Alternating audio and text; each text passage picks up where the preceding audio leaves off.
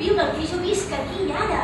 És d'una lògica aplastant, és d'una lògica tan lògica que fa que pugui dir que la meva vida no sigui interessant, ni més ni sobretot menys que la de cap altra. Però és meva.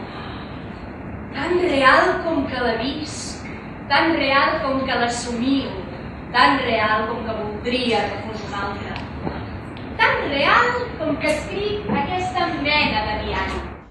La celebració del Dia de la Dona porta, entre d'altres coses, teatre, de la mà de la companyia Lady amb l'obra Quan somiava, escrita i dirigida per Jordi Prat. Ja que de seguit ja tenia el suís a la boca, perquè li mal dinata per la comissura dels llavis a les 11 del matí, mentre les altres dues encara dissertaven si un avió podia tenir o no finestres sense vidre mentre volava. Que sí, que no, que sí, que no. És la història d'una actriu soltera i aturada.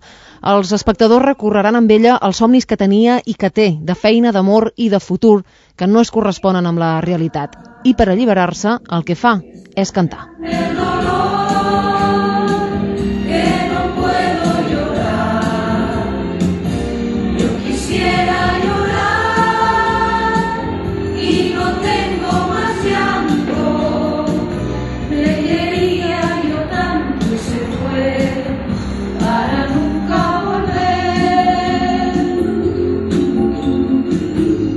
La nau de Cultura de Valldoreix ha estat plena a vessar en aquest acte que s'emmarca en la celebració del Dia de la Dona.